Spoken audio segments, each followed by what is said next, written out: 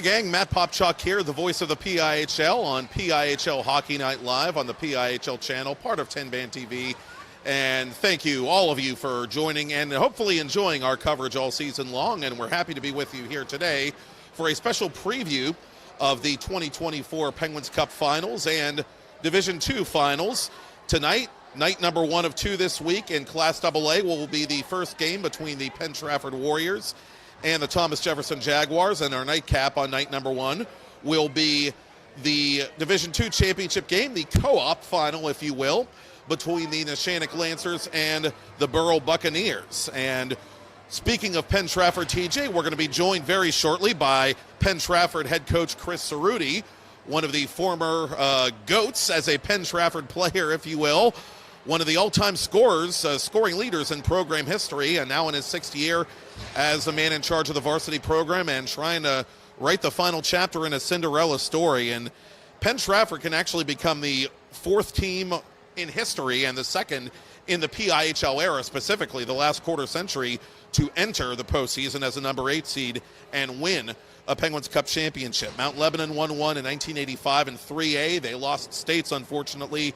Bishop McCourt in 1999, right before the league was formed and unified, won a Pennsylvania Cup in 1999 after winning the 1A Penguins Cup as a number 8 seed. And in the PIHL era, you had back in 2010 in 3A, the Cannon McMillan Big Macs winning the Penguins Cup championship as a number 8 seed in Class 3A. Now, it should be noted that at the time in the 3A playoffs, teams were reseeded after the first round, but eventually Cannon Mac did knock off the number 1 seed in that tournament and went on to beat Seneca Valley to capture their championship. Thomas Jefferson, they're the heavy favorite in that Class AA game. They're going for their 2nd Penguins Cup in a span of 3 seasons.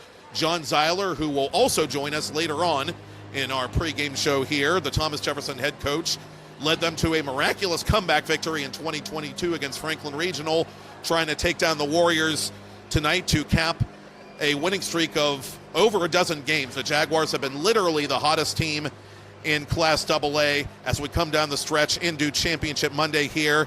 And why don't we bring in our guest, Chris Cerutti, the Penn Trafford head coach.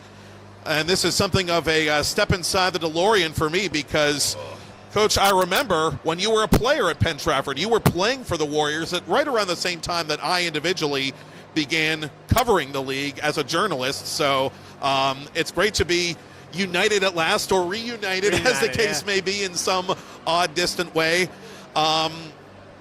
First of all, I got to ask, how has this run that your team been on starting in these Penguins Cup playoffs been possible, considering where the team was sort of backsliding at the end of the regular season? Yeah, it's kind of crazy, right? Because a lot of people have said this improbable run, and one of the things that as a coaching staff we said is we have all the talent. It's not always working hard, and it's not always working smart. So, a 3-game run in the playoffs, a lot of times at the beginning of seasons, I tell my team, the goal this year isn't to go 20-0 and win the regular season. It's to be playing our best hockey come, January, February, March.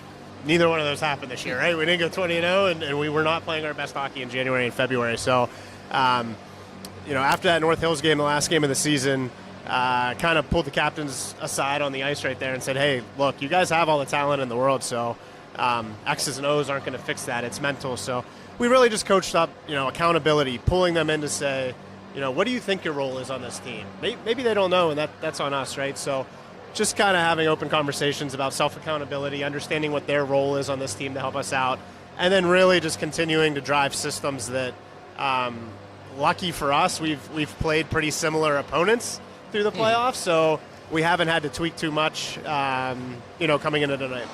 And you have the advantage, of course, being a former player and a successful player at that, at your alma mater, to sort of pass your own wisdom that you got when you were a player onto this next group.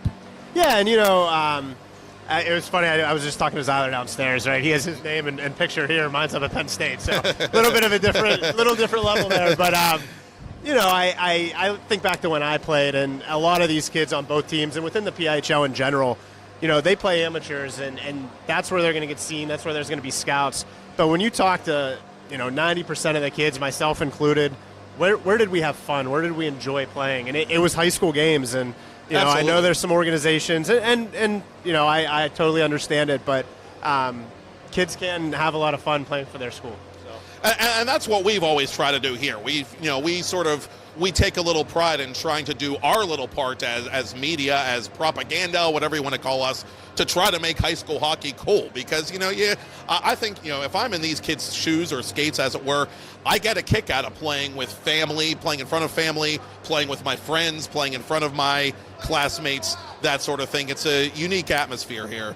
A unique atmosphere, an atmosphere that you made very, very quiet, I should point out, at the Mount Lebanon Ice Center the night you knocked off the state champs. And I think personally, no matter what happens here tonight, people are always going to remember this particular Penn Trafford team for that night. Quite literally, in the history of the league, one of the biggest playoff upsets to take place. How did it feel to be on the bench, and how do you think, looking back, the team was able to pull that one out?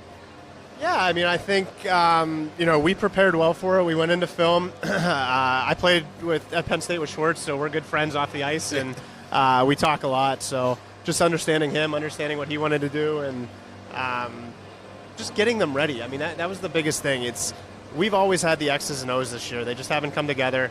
It's always been about the mental space, and there's something funny about do or die games, right? You need to come together as a team. You need to play for what's on the front. So, I'll remember that night as a coach. I know a lot of these kids will remember that as a team, but I promise you, in that locker room before the game, when the coaches came on the ice, we felt like we were going to win that game, and that's odd to say as an 8 seed that kind of fumbled into the playoffs there, but we had every aspiration of winning, and we thought we had a winning formula, and they executed it, right? If they didn't execute that, that's a different story, and you're talking to someone else today. So credit to the kids, credit to the organization, but. And John Zeiler off camera, going to be joining us a little bit later in the pregame show. You had mentioned him earlier. You talked about accountability as well.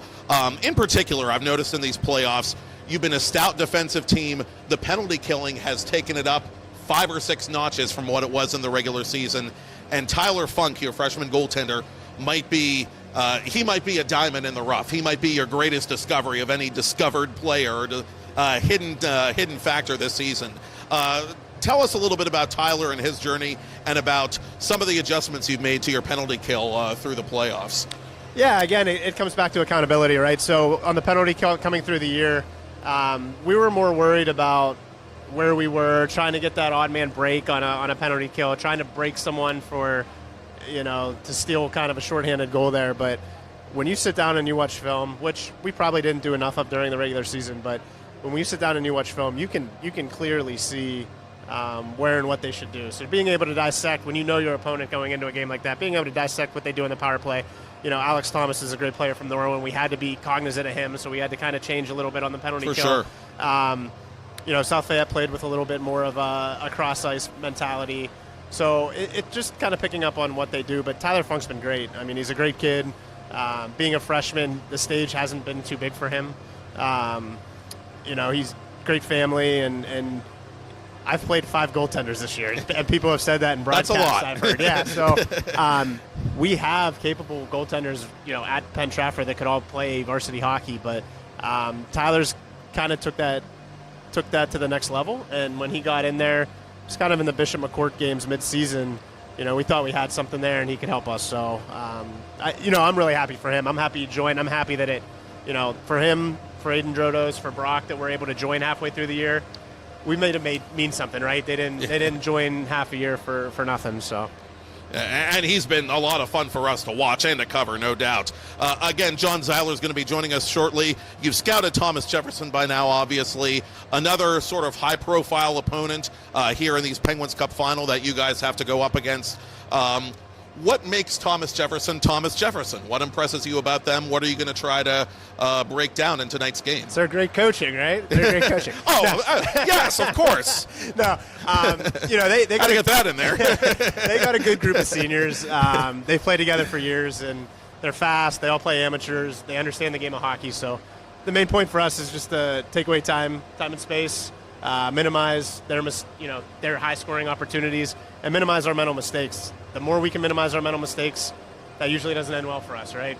Great chances, pucks in the back of the net. So minimize their time and space, and play a 200-foot game. That's one thing we did against Norwin that really helped us with Alex Thomas was let's play 200 feet. Let's get pucks deep. We don't want to track meet. We want to, I don't want to say slow the game down, but we want to be more cerebral in how we approach the game than allowing it to be a run and gun up the ice, track meet. And finally, just thinking back, not just on your time as a player, but your time as a coach at Penn Trafford, safe to say that this has been your favorite season, or at least your favorite 2 or 3 week fraction of a season in all your time involved with the program? Yeah, for sure. I mean, I think the most interesting thing, I don't know who I said this to, but the community at Penn Trafford loves their sports, right? Yeah. So you'll see people here tonight that may have never came or ever saw a hockey game. Nice. So I think for the kids, we have a great group of seniors, and I'm friends with a lot of the parents. My teacher's a wife. My wife is a teacher in the Penn Trafford, so it's good to be around the community. We go out to dinner and we see people, right? Yeah. And so just for them to be able to have that sense of pride and being able to do something, it means a lot for them, and it means a lot, to the organization. So. Head coach Chris Cerutti, Penn Trafford hockey coach. Again, however it ends, congratulations on a great season and a great run, and good luck tonight. Nice seeing you again. Chris Cerutti, head coach of Penn Trafford, and we're going to be joined now, I believe, by John Zeiler of Thomas Jefferson Hockey. And once upon a time, John Zeiler, the head coach, was John Zeiler, the Thomas Jefferson player, winning 3 straight Penguins Cup championships and state championships as one of the highest scoring players in program history. Now you've won 1 championship as a coach, trying to win another here tonight. Coach Cerutti was talking first off about the group of seniors who have 11 that you've dressed on this year's team. And you've known them in your time throughout these last 3 years, getting to know them as head coach of the program. What's impressed you the most about those 11 guys, about that group? Well, the 11 guys, they're just talented. They're very talented. They're a close group of kids. They're friends off the ice. They hang out off the ice. And they're just a special group. They have a ton of speed. Their maturity level has grown a lot since their sophomore year, and that's what a big reason this year has been a big part of our success. And this TJ team has been one of the more consistent teams in your time here. And you yourself, again, you've been on championship teams in high school. You went on to play for the LA Kings in the NHL. Not a lot of PIHL players can say they got that opportunity to play in the big shows. So you really individually have a worldview of the game. Which aspects of that worldview do you try to pass on to your team as you're coaching these days? Honestly, it's about playing the game the right way. The way I made it to the NHL was just honestly playing the game the right way. Stopping, starting, blocking shots, finishing my checks, being very coachable. And that's what I talk to these kids about a lot. It's just honestly playing the game the right way. Don't cheat the game. If you cheat the game, good things won't happen for you. And just being coachable. Listen to coaches, okay? Respect your coaches, and you'll go a long way. And your team has been on a winning streak that is, at the moment, as we enter this Penguins Cup championship game, the longest active winning streak in your classification. So it's you guys have been quite literally the hottest team in Class AA entering this championship game. By and large, do you feel that the team has played the right way in these first 2 playoff rounds? Yes, they're starting to buy in, and plenty of film sessions we've had, late night practices, and they're honestly starting to buy in. They're listening, and they're becoming more mature. And for example, last game, we had 0 penalties. I mean, right. That's phenomenal. We haven't had that all year, and to see that, I like our chances 5-on-5 against any team. And the 1 power play against Franklin Regional in that semifinal game, you scored on. Not that at the time you didn't necessarily need to, but the one you were an opportunistic team in both phases of special teams, and I'm sure that's going to be big as well in a championship game if you guys are able to be a little bit more opportunistic than they are. Yes, sir. And again, it's Thomas Jefferson and Penn Trafford at 6:15 tonight, the first of our 2 games. Coach, what has it meant to you to come back to TJ hockey after all these years and take over the varsity program, and to see it be successful and be a winning program again like it was when you were around? I'm very proud to be where I'm from, Thomas Jefferson. I knew living away and all the different states and living over in Germany, I knew I was always going to come back to good old Jefferson Hills. I have a huge family. All of them pretty much live in Jefferson Hills. And, I knew I was going to raise my kids in Jefferson Hills. I have 2 kids currently, 4 and 6, and they're hockey players as well. And it's just something in our blood. And, I couldn't be more proud to be a part of the Jaguar program. And I remember reading about your pro experience in Germany, by the way. Full disclosure, I studied German for 4 years in high school. Maybe, can you tell me anything about Germany that I might not already know? Anything like favorite place to eat, whatever? I think Bavaria is the nicest. Okay. I love Bavaria, the southern, I was in down south there, and it was awesome. Beautiful. Nice. In these particular playoffs, you talked about playing the right way. Let's dive into that a little bit more specifically. What has impressed you the most, not just in the quarterfinals against Hempfield, but last week against Franklin Regional, what you guys were able to do to 2 obviously very competitive opponents? A big thing I talk about is back pressure, just getting back, having numbers back up the ice on the defensive side of the puck.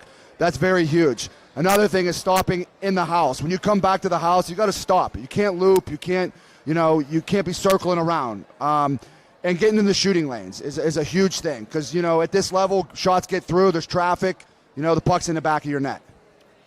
And what do you say to your team, or do you need to say anything to your team? Perhaps the more appropriate question to keep them focused against a team like Penn Trafford that, in all objectivity, has been able to take advantage against higher-seeded teams and maybe to a degree catch some of those teams napping. And I know it sounds cliche, but how do you not get caught napping in a game like this?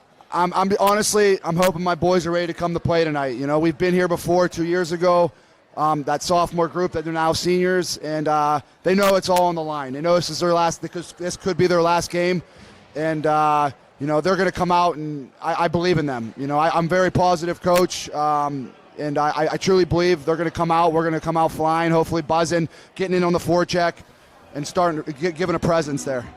Any particular keys to victory against this particular opponent tonight, Penn Trafford? Tyler Funk, I coached him at the Pittsburgh Vengeance. I was his head coach, and he's a really good goalie, and I tell my guys we got to take away his eyes. You got to get in front of him. He's a freshman goalie, and we got to get around the net. The easy shots, the easy shots from the outside. He's going to suck those ones in. He's going to make those look easy.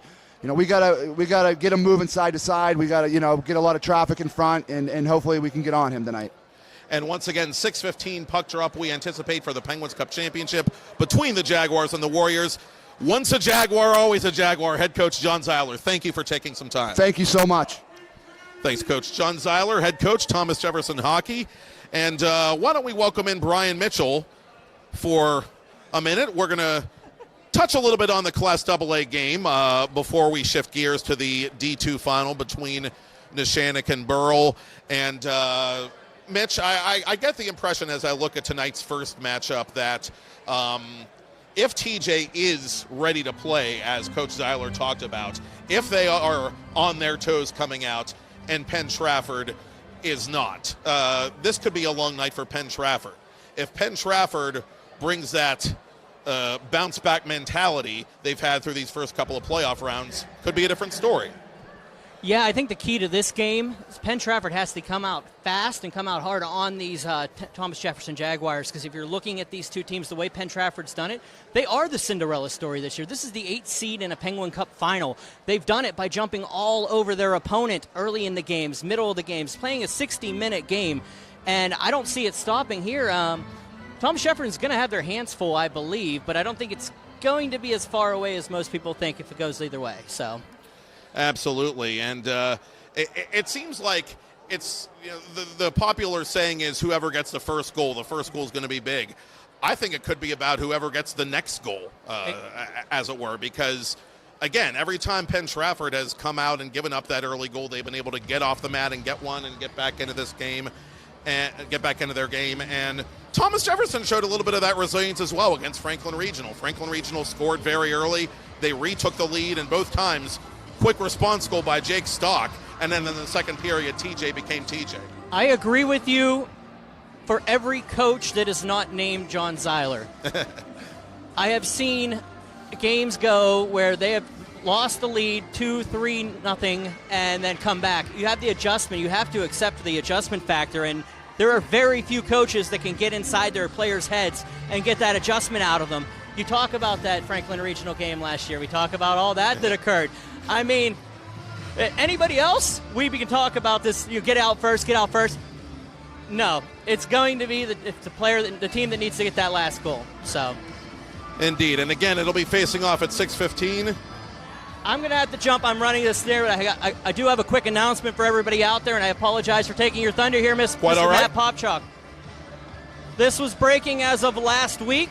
I want everybody at home to know, and you, Mr. Popchock, I told you guys this last week. This game, the AA game and the AAA game that is going to be played tomorrow is going to be replayed on Sportsnet Pittsburgh next week, next Wednesday. We are excited about this. It is the first time in league history that the games are going to be played live. We feel like this is going to be a bigger part for the league going forward with Sportsnet Pittsburgh. We appreciate it. We want to say thank you to them. And I really personally want to say thank you to you, the Trib, and every other broadcaster that is taking their time out to cover games this season that made this possible. I apologize I have to jump in here with that, but I want to make sure that everybody knew that at home. And, you know, we're really proud of it. It came together quick, and unfortunately we weren't able to get the single A and the D2 games involved in it. That's not on anything that's going on with there. That was simply just logistic problems. We're going to work on trying to get those on at some point. But right now, they're willing to put those ones on, and we're going to be able to do that for a project going forward. So thank you, Mitch, and it's a great plug, and we look forward to seeing that. Just very exciting news and huge for high school hockey in Western Pennsylvania. Thank you for stepping in, as you have. And with about 9 minutes left thereabouts. I can stick around and talk D2 let's games. Stick around I want to make sure that was said, so we were cut on time, man. Absolutely. All right. Let's look at Neshannock and Burrell because, well, game number 1 has the potential to go a couple of ways. I think game number 2 tonight, the Division II final, has a chance to go about 87 different ways. Two very evenly matched teams coming from a very competitive division. Burrell knocked off Deer Lakes in the semifinals last week. They split the season series with Neshannock. Neshannock is a giant killer. They beat the most respected co-op team in all the PIHL, not once, but twice within the last month or the last few weeks, if you will. The Lancers are the budding dynasty going for 3 and 4 years. Burrell has come close, but they've never won one. I really can't get a read on this one because I think they're so evenly matched. That one might go down to who hits the first goal. I'll give you that one on this one. It's going to be whoever takes the momentum early in this game because Neshannock, the one thing that they do very well outside of being able to score big goals and knock off big teams is they're really good at locking down. In net, on defense, they know how to play the game. I mean, that was not an easy team for them to defeat at the Island on Thursday in Bishop Canevin. If you look at what we had going on there. On the opposite side, Burrell, they can score goals, but they just produce their offense from their back line. They're very good at playing the 200-foot game. They're able to drive from that opposite red line and bring it across and be able to create those offensive opportunities on the run. They could create a little bit of a problem for Neshannock because of that fact. That's one weakness that may happen that you saw with Bishop Canevin was that they were able to split up the defense if they could get those opportunities, and Burrell can shoot. That's the big thing about Burrell. Absolutely, and I think special teams could also be the great equalizer or unequalizer, as the case may be. During the regular season, Burrell was top 5 in both special teams columns. Neshannock was about middle of the road.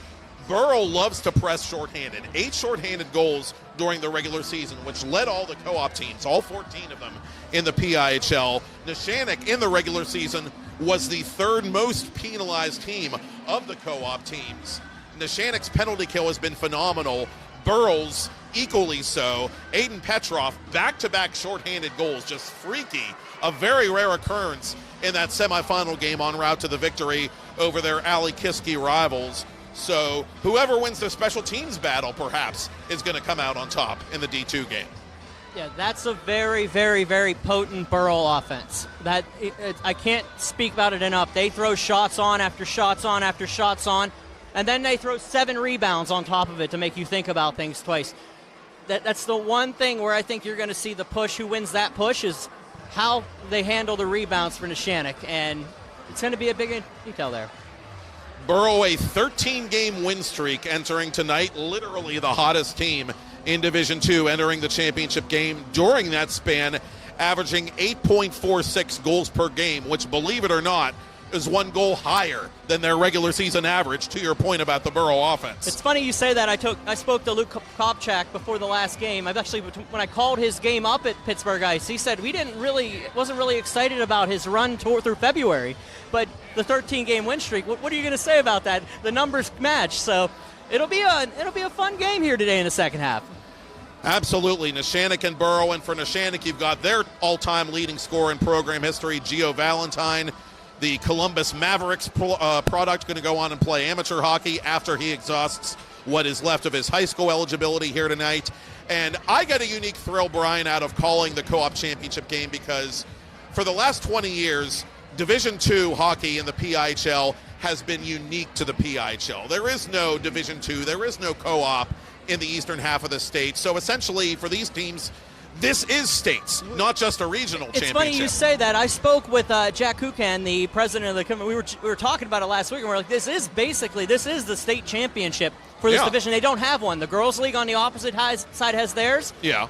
This is the state championship for these teams, and I think it's a great idea and a great way for the youth to be able to play the game at the athletic level, at the varsity level, and have that ability to have this team. Whether you're not under your own school's colors, you're still getting the opportunity to play. And I think that's what the beauty of D2 is. You're not letting anybody have no chance to play. Everybody gets an opportunity. Everybody gets a title.